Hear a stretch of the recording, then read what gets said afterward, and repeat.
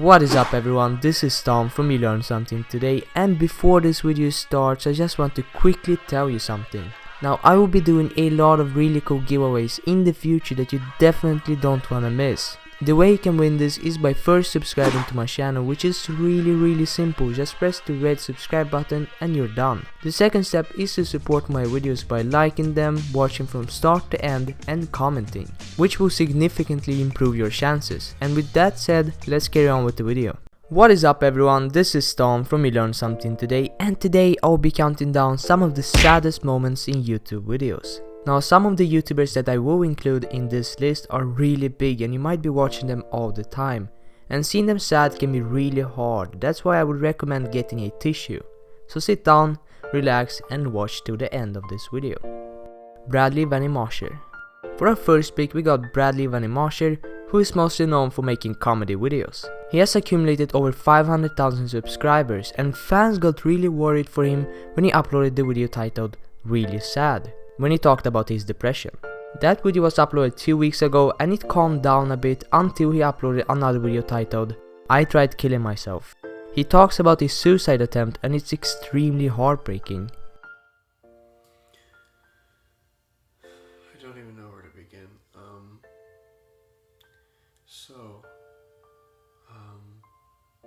Last night I had a really difficult night. Very difficult night. I was depressed, I was mad, I was angry, I was upset with my life and everything that was happening in it. As a lot of you guys know, I am diagnosed with anxiety, I am diagnosed with depression, I am on medication for it. Well, last night I was feeling so worthless and I was feeling life was not worth living, that I would just be better off not around, better off not doing this. Last night I took a bottle of my pills, what are called Klonopin, and I took about a handful of 6 of them, and I took them with about half a bottle of wine in the hopes that I wouldn't wake up the next day.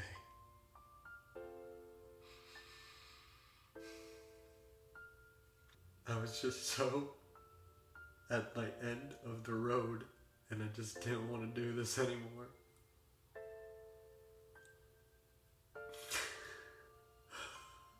Mason came home about 2 hours afterwards and just assumed I was sleeping. And in the morning, I really wasn't acting normal. So we called the paramedics. And 6 paramedics showed up in my room.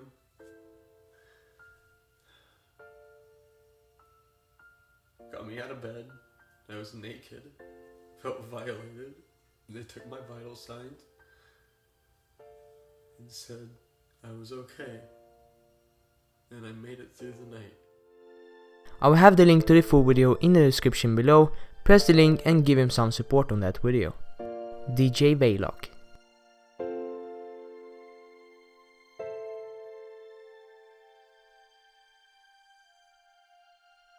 He is the owner of the channel named DJ Vailoc, and for a very long time he was extremely hated by the PewDiePie fans. Even though it was all a joke, so I never really understood the hate against him. I thought it was hilarious in my opinion.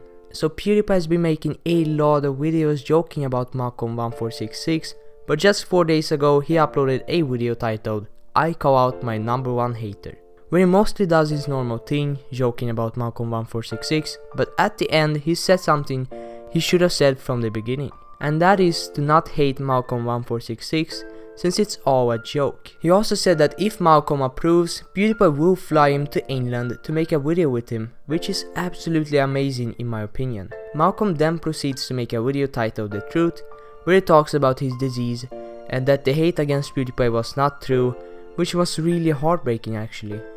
Like, I am happy to make videos with him, so it wasn't my purpose, but I just want to be happy. Like, I already have a sad life.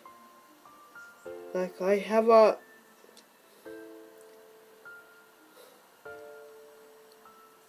muscle disease. Like I just can't walk. Like real long time. I just can't talk, but I just wanted to be happy. Just can't walk.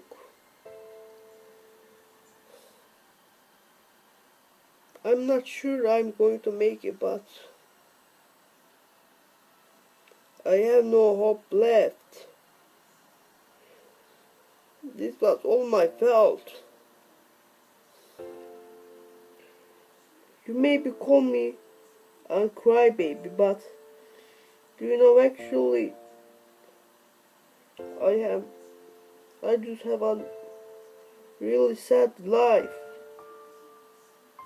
I just wanted to be happy, but I just can't do that. I've been a real bad person for him, but I am sorry. I hated him. I made hate videos about him because the haters are just messing with me up. I had nothing to do left. Just can't walk. My friends help me, but I'm sure I will walk in the future. I just wanted to be happy. Markiplier. Markiplier is a gamer who is loved by millions around the world for his charismatic voice and personality. He always tries to be funny, and in his videos he tries to avoid any negativity he can. But in the video titled Draw My Life, where he basically draws his life while narrating over it, he got very heartbreaking mid through the video, when he starts talking about his dad getting cancer. However, I started to realize that games might not work, so I kind of put that off the table and focused on going to engineering. I was originally in civil engineering, but moved into biomedical engineering because they had a medical school program. But that didn't work out either. I didn't want to do that, so I flip-flopped back to engineering again, and then I thought, hey, if I'm going to do what I want to do, I got to do games, and I really couldn't decide what I was going to do with my life. I was kind of at a crossroads and just frustrated. Then, 1 year later, we were all home for summer, and my dad was getting pretty bad with cancer, and he wasn't himself anymore. But one morning, we were all woken up by my stepmom, Dee, screaming, and we went downstairs to see that my dad was dying. And the last words that he said to me were, "I love you so much." And I held my dad's hand as he died.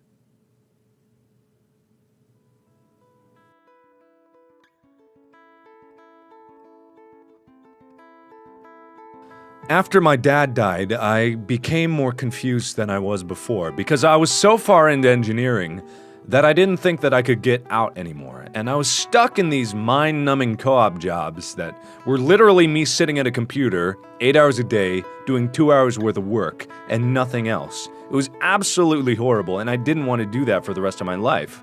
And I didn't have time for games, I didn't have an escape, I had no idea what I was gonna do. So I kind of drifted for a few years. And I dated in and out, from girl to girl, but I eventually met this one girl who I kind of liked. She was really cool and really nice, and her name will be Barbara. That's what we're going to call her for now. Her name will be Barbara with a C. But anyway, I finally brought her to my mom, who I was living with, because after my dad died, I didn't have my own place, and she did not approve, which made me mad, and she was kind of confused. I was very upset because my mom got so mad that she eventually kicked me out, and there's more to it than that, but that's basically the long and the short of it. So I got mad, and she got mad, and then I went off and get my own apartment because I had a job at the time, that crummy co-op job, but it was still a job. Unfortunately, after I got my new place, my boss told me 3 days before I was supposed to come in for the new quarter that I didn't need to show up, which made me more mad. But I didn't yell at my boss, professionalism and all that. But at the end of the day, I was running out of money and my girlfriend wasn't helping me, and then she started getting mad at me for not being able to do something or other. I can't really remember why she was mad. She was mad so often. But eventually this caused a schism in the relationship, and the stress started to get to me. I was sadder and sadder than I was before, and I just couldn't be in the relationship anymore. But after we left each other, I was stuck alone in my apartment, and I didn't know what to do. And I had this suspicious pain in my side that turned into extraordinary pain in my side. And this extraordinary pain plagued me for a bit until one day I woke up in so much pain that I had to go to the hospital. So I went to the hospital where they told me that my appendix was about the size of a beach ball and needed to come out immediately. They also told me that I had a tumor the size of a fist in my adrenal gland and that needed to come out too, but at a later date. So this was pretty shocking news, and on top of everything that had happened already, I was pretty much stressed enough as it is. But I managed to truck through it somehow, thankfully for reconciling with my mom, and my stepmom was still there for me. The surgeries went well, and I ended up recovering in the hospital for about 2 weeks, and had a lot of time to think about what I'd done. And the more thinking I did, the more frustrated I became. It seemed like everything in my life was completely out of my control, and I had no choice in the matter. JackSepticEye. Sean, or better known as JackSepticEye, made a video playing the dragon Cancer. The game reminded him of his grandma and her last months before she passed away. He proceeds to describe her last moments, which was really heartbreaking. This is sad because it reminds me of the last few days when my granny was alive. And she didn't die of cancer or anything, but she was locked away in like a hospital for the last few months of her life, and she didn't really recognize anybody anymore. She was super like aware of everything. Oh god, sorry, that's gonna sound terrible. She was super aware of everything like her entire life, and right up until she went into hospital. But as soon as she went into hospital and she was starting to get treated for I can't remember what it was she had something in her leg that spread through her body and affected her blood. But she was in hospital for a few months before she died, and her mind just completely went. And I remember going in one time with my sister to see her, and we were talking to her, and my granny was like, "Is Sean gonna come in to visit us?" And I was sitting right next to her, and she didn't know who I was. And that was really sad. Again, she didn't die of cancer or anything, it's just reminding me of it. And I need to move on, or I won't be able to move on. Wicked Shrapnel. Wicked Shrapnel uploaded a video titled "Rest in Peace Brian aka Yoteslaya." And if you don't know what happened, basically Brian, the owner of the channel named Yoteslaya, died in a car accident. Yoteslaya had a family of 2 kids and a wife. I remember watching this video back in 2013 and I just couldn't stop crying. It was so sad. But here's the clip, guys. Hello, this is Wicked Shrapnel, and I'm very sad to say that a good friend of mine, oh, I can't even say the words.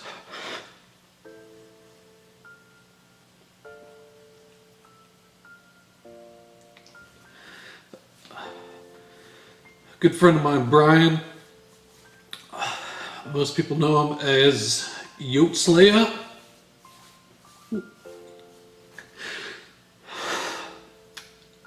Died in a car accident last night. He tried to beat a train,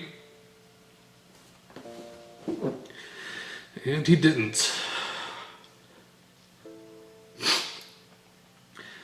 He got hit by a train, and him and 2 other people in the car died at the scene.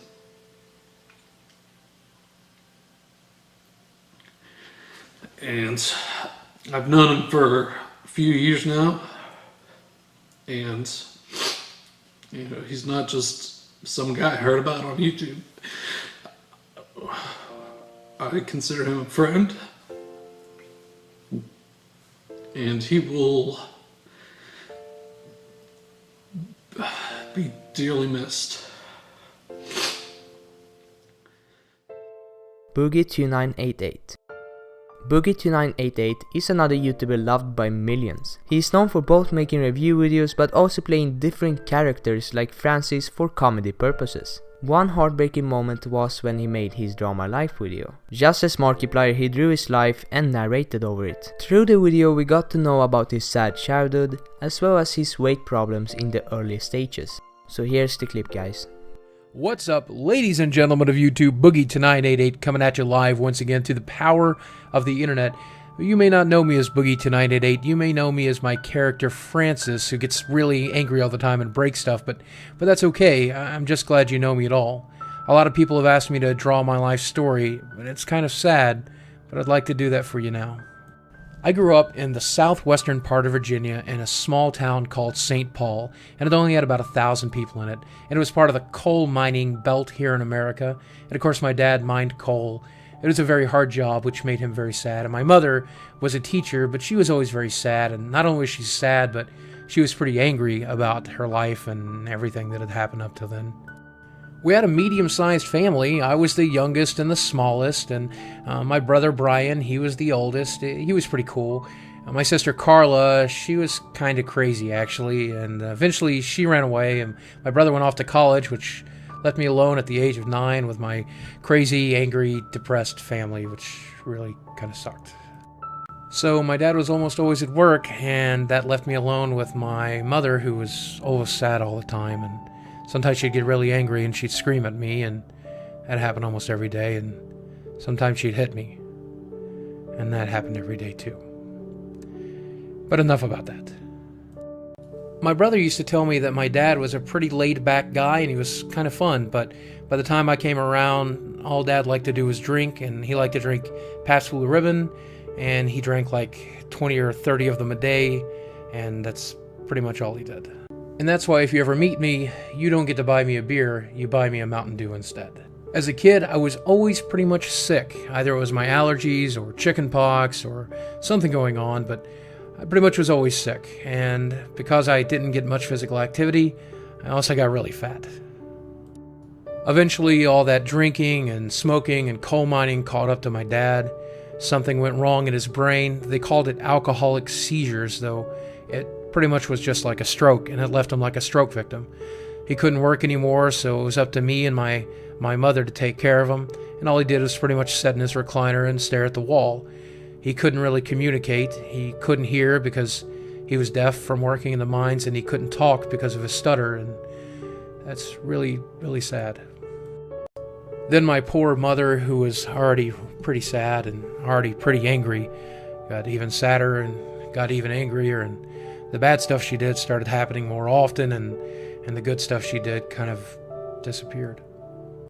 And as you can imagine, all this made me really, really sad. I didn't really have any friends at school either, which kind of sucked.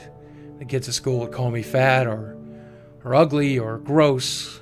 4 eyes, of course, because eventually I got glasses, and man, that was hard. And life just kind of went on like that for years. I was always pretty sad, and people were always kind of mean to me, and Mom was always kind of crazy, and Dad was very sick. Eventually, the girl that I met in Upward Bound joined me at college, and we dated, and we thought we'd end up getting married one day, but something went wrong. We started fighting all the time. She was angry, and I was angry, and we were both hurt, and we thought we would make it work, but we just couldn't. And you know, that's okay, because that's how it was supposed to be. So I was really sad for a while, and I flunked out of school, and I wasn't really able to concentrate. But my brother gave me the opportunity to move to Fayetteville, Arkansas, and reinvent myself and reinvent my life. And you know what? I agreed to come.